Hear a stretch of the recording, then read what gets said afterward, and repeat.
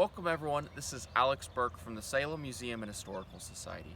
And for this week's installment of Around Town, a historic video tour of Salem, we're here standing at the grave of Richard Gholston.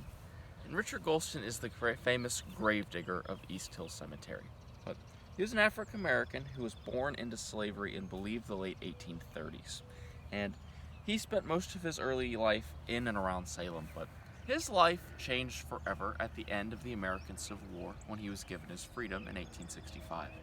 And directly following the war, he bounced around from job to job, but he got his big break in 1869 when John M. Oakey hired him to be the gravedigger for the newly founded East Hill Cemetery.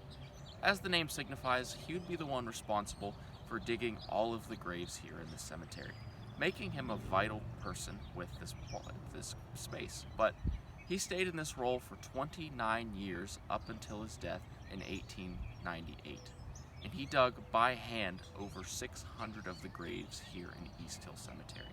But he was also present at the event when General Andrew Lewis's grave was discovered and when he was moved to the center of East Hill Cemetery here. But on his deathbed, many people figured Gholston would be moved and placed in nearby East Hill North Cemetery, but John M. Oakey visited him and actually notified him that he'd be given a space in the Oakey family plot.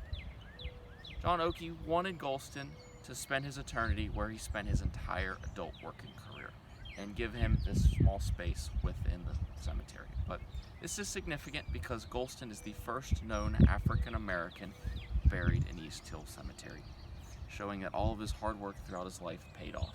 But that's going to conclude it, everyone, for this week's episode. Thank you so much for tuning in. This was Alex Burke from the Salem Museum and Historical Society. I'll see you next time, Around Town.